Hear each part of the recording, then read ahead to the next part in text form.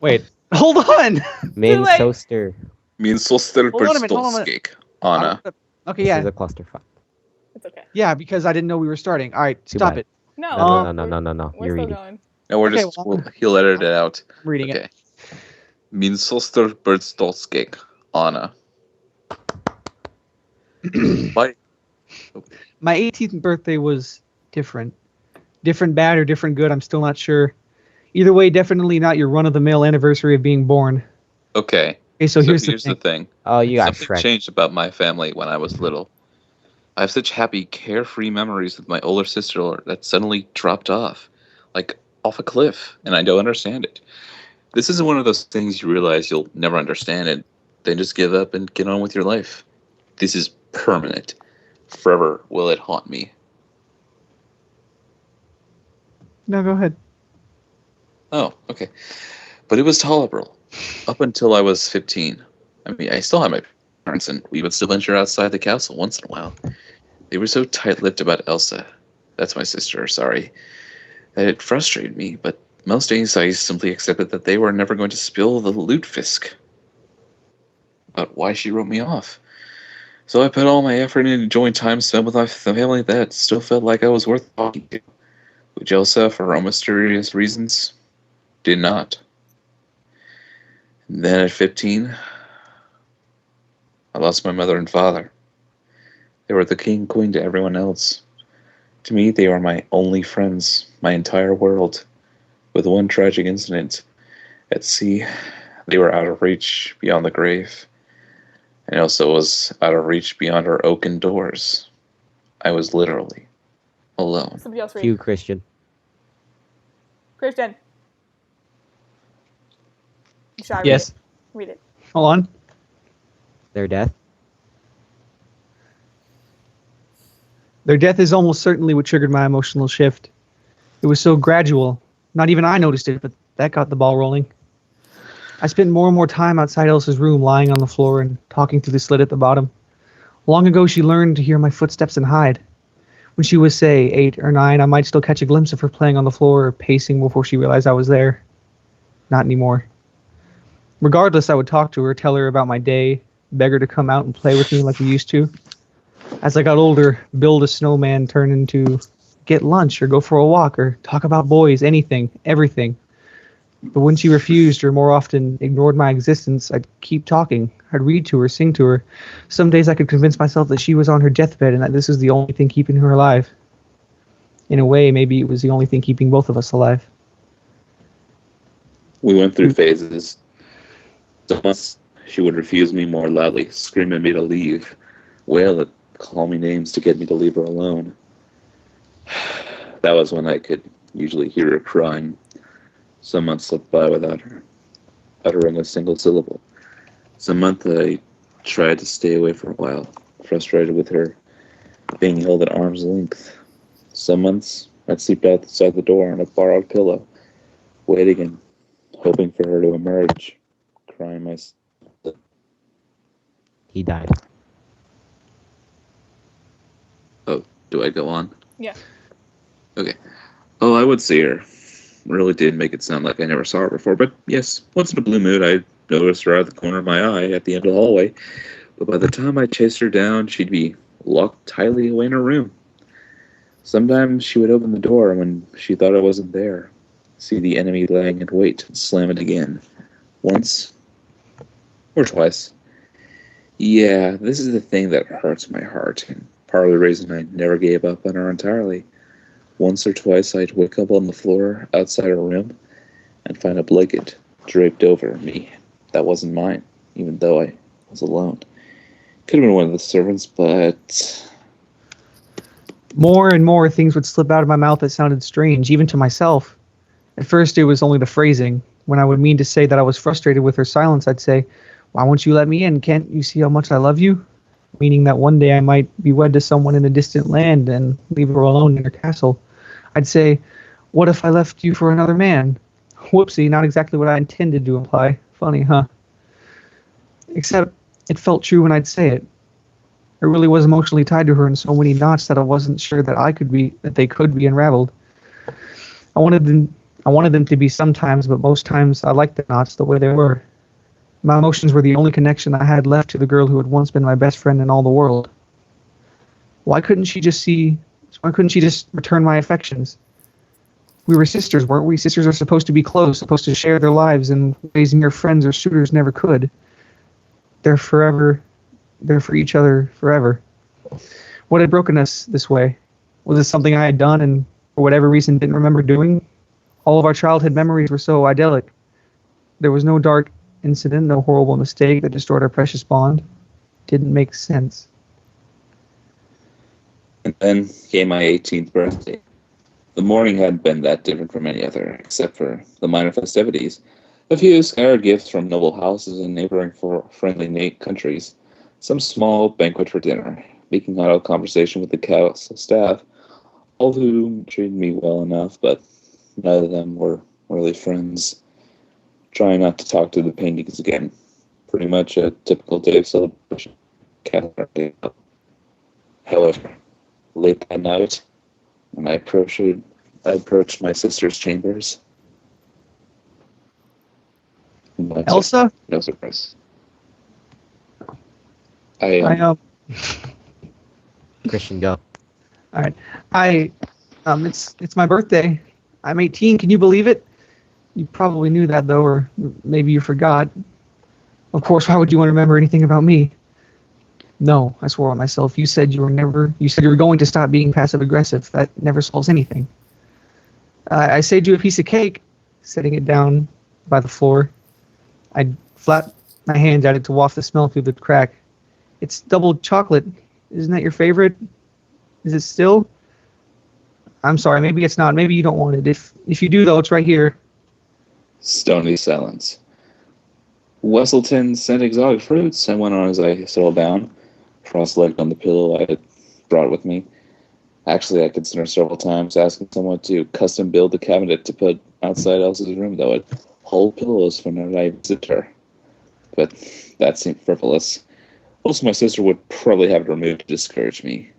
As her necklace, I'm not wearing it since it's kind of heavy and ugly, but it's the thought that counts, right? Nothing. My voice fought to stay cheerful. Only a few more months now. You're going to be crowned Queen of Arendelle. Won't that be great? We get to have a party and everything. Open the gates and probably people bring you ugly necklaces and fruit. And there'll be more chocolate than we know what to do with. Except I could probably think of a few things. And I'm in a small spurt across my face. What if we just rolled around in it? Wouldn't that be stupid? Obviously, it would be so much fun, but then we probably couldn't eat anymore. And no, sorry, never mind. The door just looked at me like I was stupid for talking to inanimate objects. What are you going to wear? Do you have your gown all picked out? I do. It's simple. I try not to dress all the way down to shabby. It's a nice one, just not nicer than yours, I hope. But if you let me in, we could compare them and make sure I know I'm staying you. Even though I'm sure that's not possible. Gosh, you're so pretty. Also, good thing you're going to be queen and I'm not, because I think the kingdom would revolt if a plain, bored-faced-looking girl like me took the throne.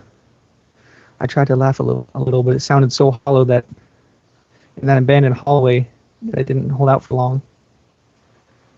That's when the tears began to bloom. Not quite falling yet, I tried to hold them at bay with the bright spot of my birthday, and with the promise of seeing Elsa one day, one way or another soon, but the date of her coronation was too distant, so that incentive wasn't strong enough. So sorry, I said in my plain voice. You're so far away even though you're right here. I really want to spend my birthday with you. Not even a rustling or a stirring. Elsa, I gasped, crawling forward and pressing my face right up against the crack under the door. Do you even hear me anymore? What if you're in there dying? How would I know? How would I be able to save you if I don't even know you're in trouble? Talk to me. Just say anything at all. Please. You don't have to spend any time with me. You can hate me all you want, but I still love you, and I can't let If anything ever happened to you, I might die. Silence fell heavy around me. My fingers wriggled out the door for a second in desperation. But it never did any good. This time was no exception. That sounds crazy. I began trying to steady my voice with limited success. But it may really be true. You're so much more important to me than you can imagine. You're all I have in life, and if you're gone, I just don't see any point anymore.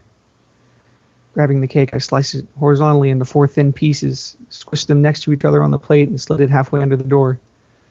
Then kicked it with all my might, sending it rocking past our eternal barrier, clattering against the flagstones as it traveled beyond my reach. Eat! I shouted at her. My birthday only comes once a year, you know. I'm trying to share this with you. Why are you being so... My fist pounded on the door. Just let me in. We can stay up all night doing each other's hair, and I won't even ask why we can't normally see each other.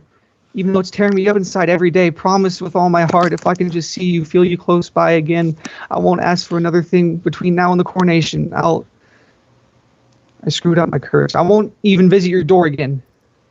I won't even walk down this hallway.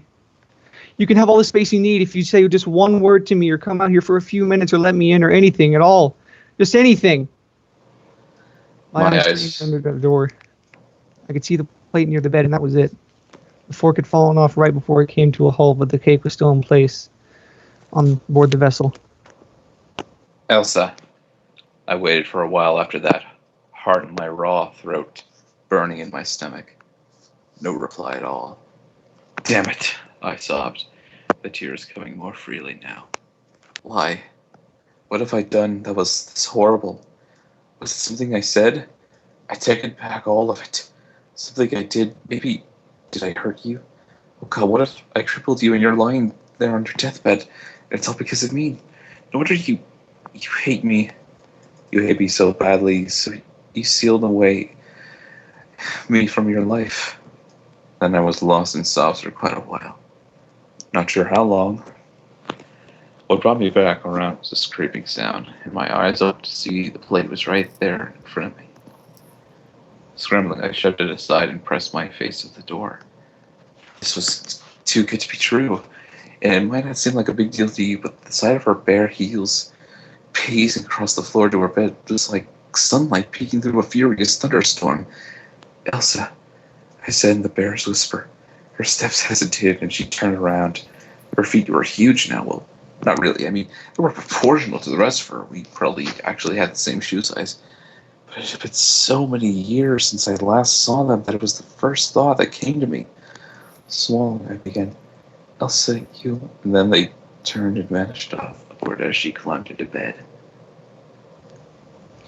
Feeling forlorn and blessed at the same time, I withdrew slightly and looked at the plate.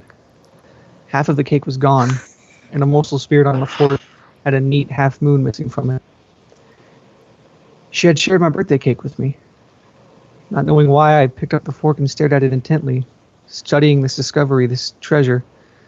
Moonlight glinted off the bite of cake and the silver of the fork. Experimentally, I touched the tip of my tongue to the chocolate confection and that moisture. Instantly, electricity shot through my body. It was a strange reaction, but I already knew the reason behind it. This was the most interaction I had had with my sister in years. Saliva to saliva was a non-form of contact to rejoice in, I understand, but what were my options? As my tongue slowly glided over the cake surface, I thought Elsa's mouth was here. Right here, right on this very bite. Her teeth met each other here, her lips even. She drew the other half of what I'm tasting into herself. It's a part of her now, and she can be a part of me again. There's no better way to describe what I did next than to say, I kissed the cake. I kissed it pretty hard, too. Nothing was making sense anymore. But this is what I had been reduced to. Making out with food in order to feel the most remote bond to my estranged sister. Somehow the knowledge of what I was doing, combined with the rich and decadent flavor of the cake itself, conspired against me, and I began to feel more awake than usual. My fingertips and the backs of my knees tingled, and my stomach began to flutter. My heart beat faster. My eyes, previously burning with tears, grew heavy and closed as I against the fork in my hand. Her hand touched this. My mind cried out, and I brought the handle up to my nose. Was that the faintest scent of perfume? I breathed deep, feeling it send shockwaves through me, down into my bones. My moan came again as I licked across the handle, panting as my body tried to pull in more air to compensate for my excitement. I finally said more loudly as I took her half-eaten bite into my mouth, held it there. Ridiculous as this may seem, I can almost feel her inside of me. From that simple gesture, I feel certain hot chills spreading from my into the rest of me. Elsa! A thrill of dread shot through me when I heard the way I said her name. Something was off balance, but my fever-struck brain couldn't quite put a finger on it. Meanwhile, my breath came heavier and faster, my chest heaving and shuddering as it attempted to fuel my body's needs, and a tremor shot from one end of me to the other. A heat was building, one that could only be ignored for a limited amount of time before it must be addressed. Elsa, thank you, I told her heatedly, wetly, inwardly, offended at the way I was speaking, but unable to change things now. My birthday, you really wanted to celebrate it with me, didn't you? No answer, of course. My body flung itself back onto the pillow as I licked the back of the fork's tines, a moaning that was almost a gag coming from the back of my throat. If this was all I was going to get, I was going to make the absolute most out of it that was possible. Freya, I panted, the sickly heat inside me finally making its location known, in a place I had not expected. What is happening to me? This is impossible, but I don't feel right, Elsa. What do I do? Tell me what I should do. There was a thwomp, and the light from the crack dimmed. My head rolled to one side, fork still against my tongue. Did I see something that had been thrown against the crack?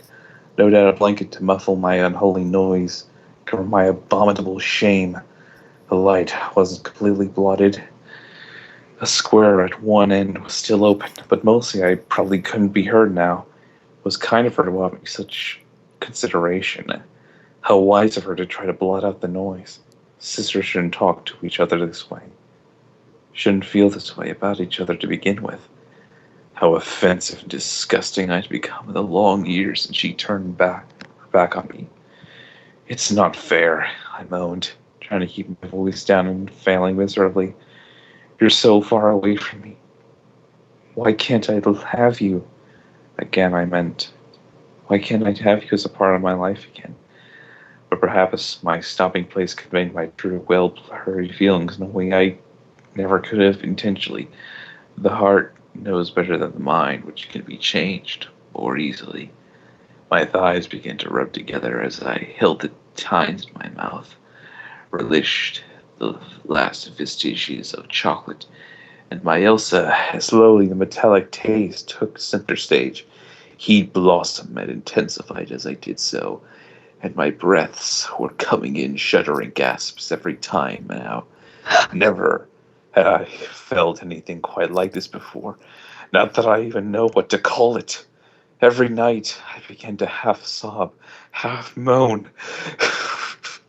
When I fall asleep, I picture your white gold hair, Elsa, the smile on your lip, than what you once were, or even the sad little frown that looked at its place, your bottomless blue eyes, your pale, slender neck.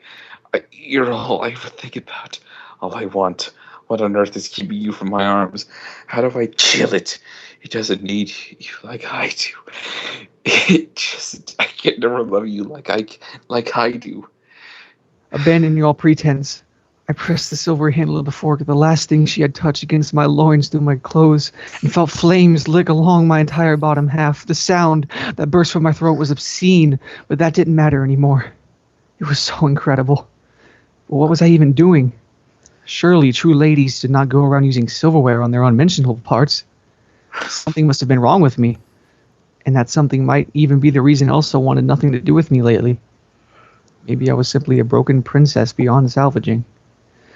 Gods! I said in a shuddering gasp, wanting to remove my dress to release some of the blistering air, but fearful that one of the castle residents would come around the corner and find me this way. What a disaster that would be. Instead, I merely kicked my shoes off and fanned my face with my free hand in vain attempt to keep from overheating. Oh, Elsa, my precious Elsa, I would do anything for you.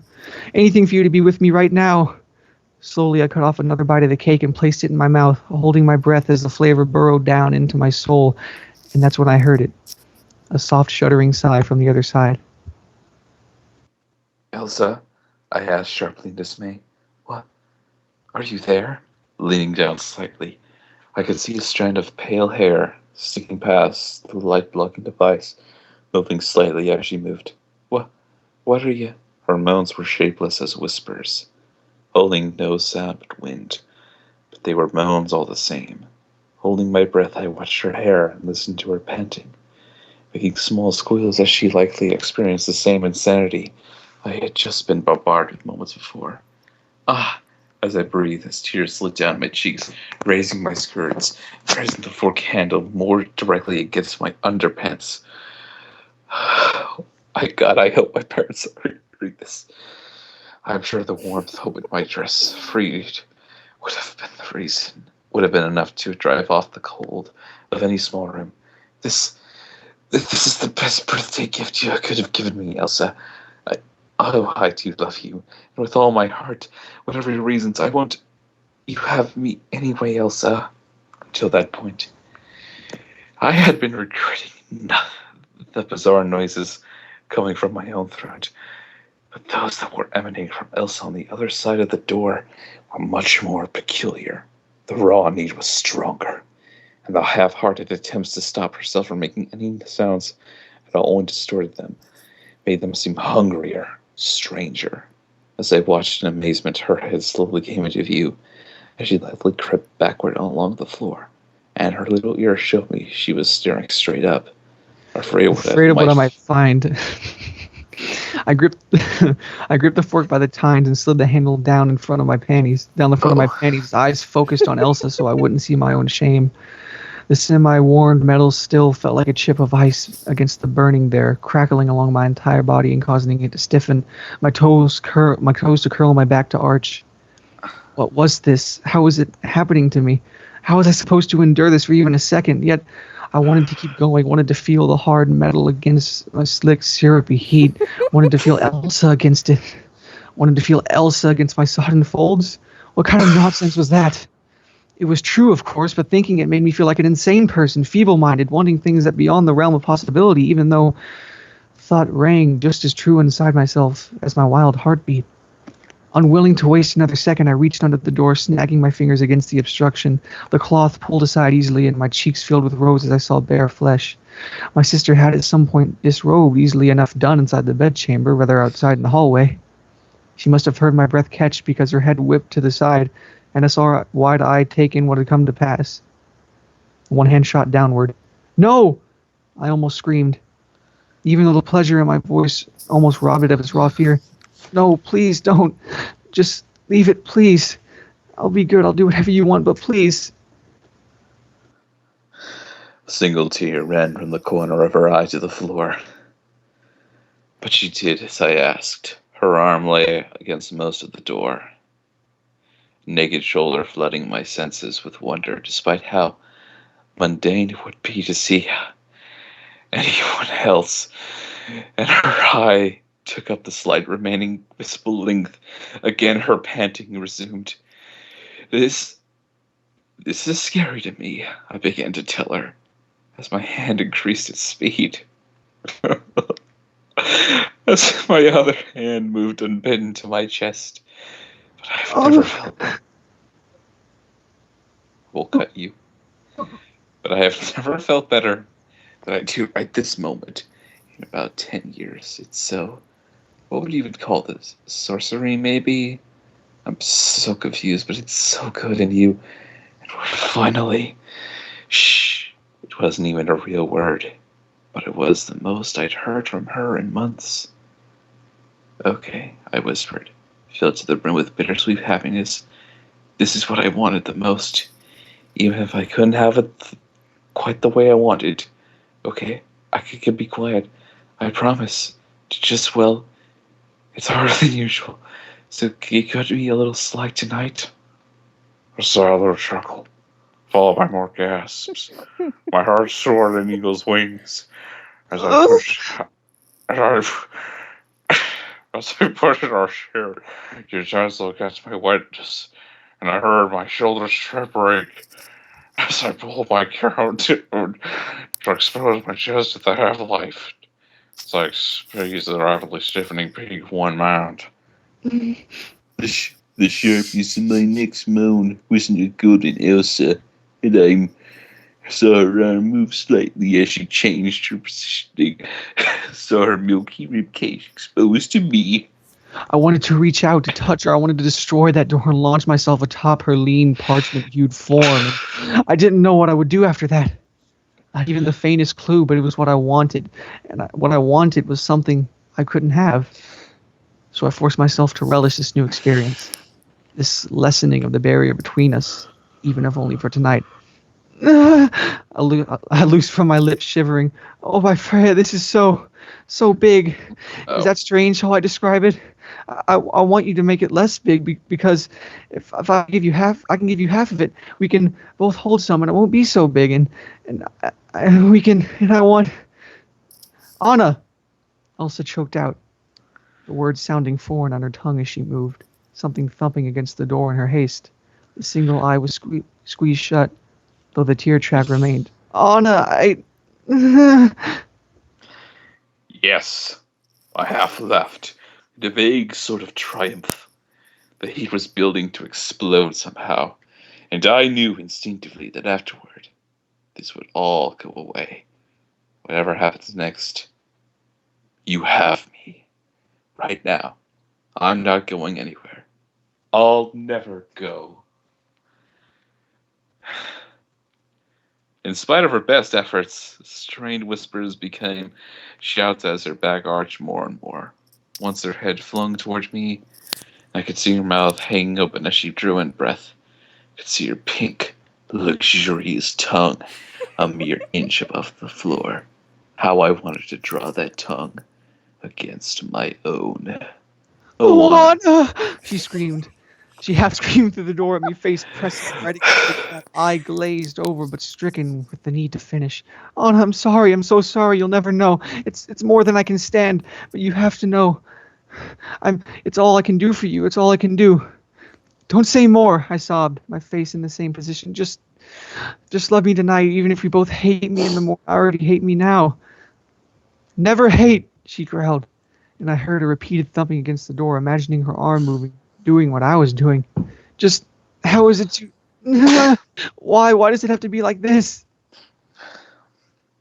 Elsa, I cried, my hips rising to meet my hand, now with every pass, as I pinched the sensitive tips of my bosom.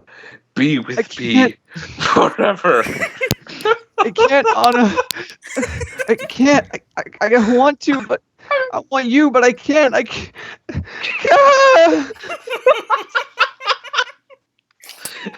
As my heart shattered for the 1,000th time, something else exploded from me like a shouting star.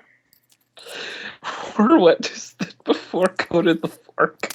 I pushed it harder against myself than I had dared to. This was why I stiffened and cramped as my bones locked in place for an eternal second, mere inches away. Elsa was building to the same moment, and then was here, back disappearing completely as her stomach rose, her hair spilling behind the head, propping it up. For just a half second, one that mystified me, I felt a blast of frigid winter air against my cheek as if her back, arching, let it breeze through to me. Had she opened the window before lying down to tease herself? Then what the devil's spell had thoroughly run its course. We were both limp as soaked salmon, sucking to fill our aching lungs. Oh, I managed that. Oh, I don't even know, but it was. She whispered, a guilty glee in her voice. Most definitely. You. More because I wasn't thinking than because I was feeling particularly bold. My fingers reached under the door and caressed her soft, pale cheek. You're still in there somewhere. For a long instant, my beloved sister held very still, and I heard her voice make a strangled cry of dismay as she leaned on my hand, such soft, delicate skin, but somehow chilled in spite of the warmth I saw there. No matter. Every nerve ending along that arm danced in joy at knowing I could come into contact with my beloved Elsa. Then she drew back. Anna, you have to go, please. But I choked off the rest, knowing it would serve little purpose. Can we finish the cake first? Gods, now I was stuttering like an infant. No. She took a deep, calming breath that didn't really do the trick. It's not wise. It is not wise. Here, I whispered, placing my drenched fork on the plate and sliding another door gently. Just try a little more. Don't want you to go yet. Elsa sighed, and the plate clinked against the stone as she lifted. And then I heard her gasp, Anna, were you... Oh my. Huh?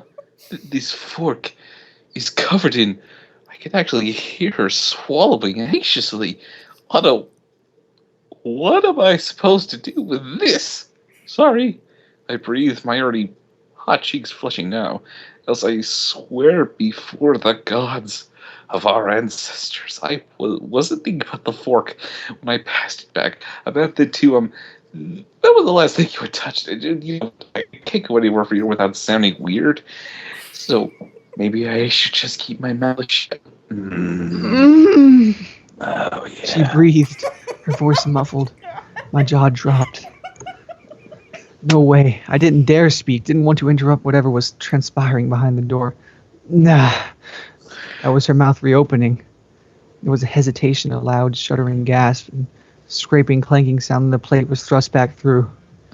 Half the plate's contents were gone, but the remaining portion of cake glistened conspicuously. Oh my god. The fork, on the other hand, was almost completely dry. My hand went to the plate, lifted it close to my face, inhaling the mingling sense of cocoa, sugar, and womanhood. I breathed.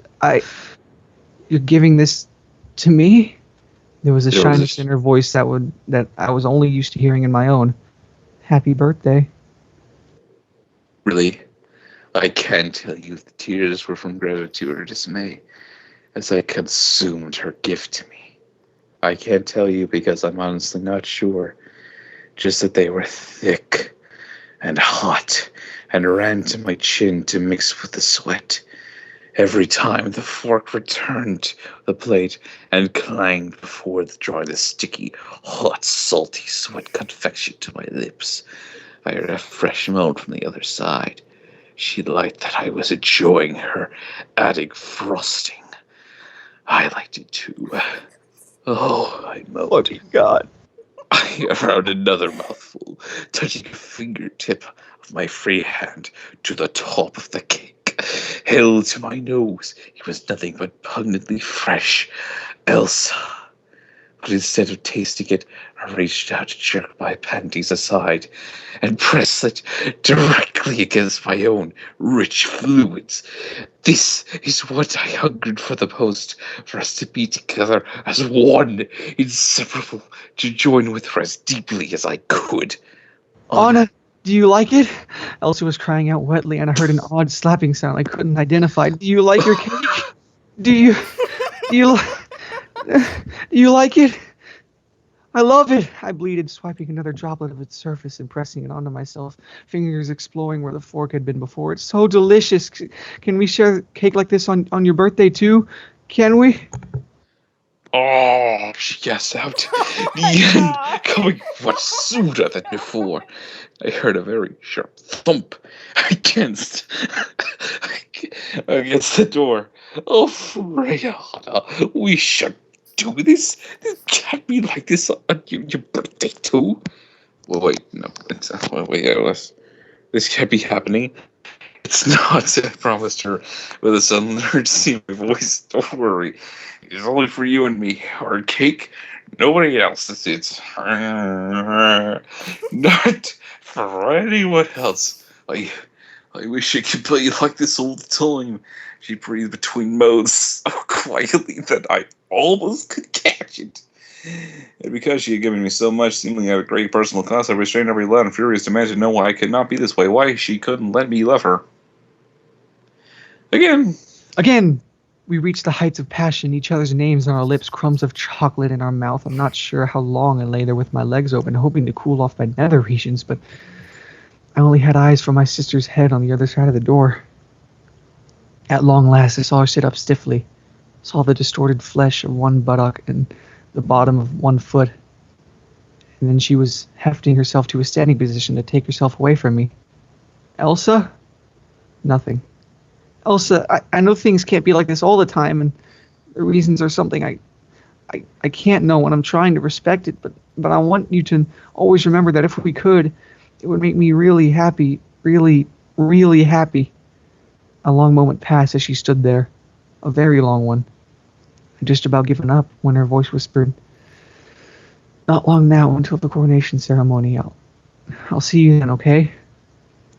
Nodding, I smoothed my dresses over my legs, rolling over to lie on my side. We can't talk about this ever again, can we? It was a one-time deal. Anna. Instead of finishing her hasty thought, she sighed. Yes, I'm afraid so. Sorry, God, you'll never know how sorry I am. my heart fractured a bit, but not much. It was the answer I expected. Okay. I promise not to bring it up. But if you wanted to, or wanted to do this again, my answer is always going to be yes. So, I'll be whatever you need from me. Always. Elsa stood there for a long time, neither of us speaking before she went back to her bed and climbed into it. Silence returned. I lay there for almost an hour before I returned to my bedroom and probably lost consciousness. As the weeks began, my birthday and hers passed slowly. I never again attempted to engage her, so let's say forwardly again.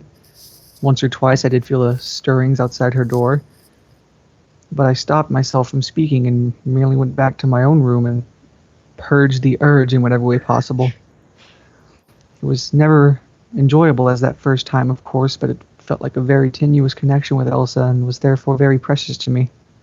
However, one day a week before she was to be crowned, I did roll over one morning to find an oddly damp-looking plate of lingonberries and chocolates upon my nightstand.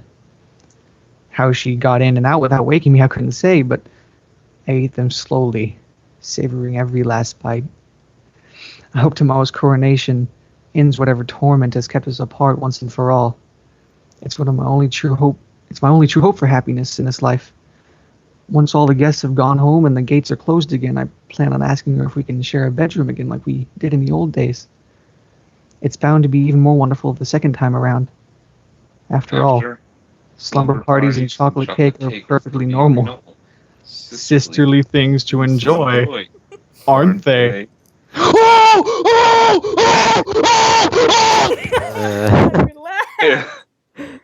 Holy God shit. damn it, that was intense. I am a reading god!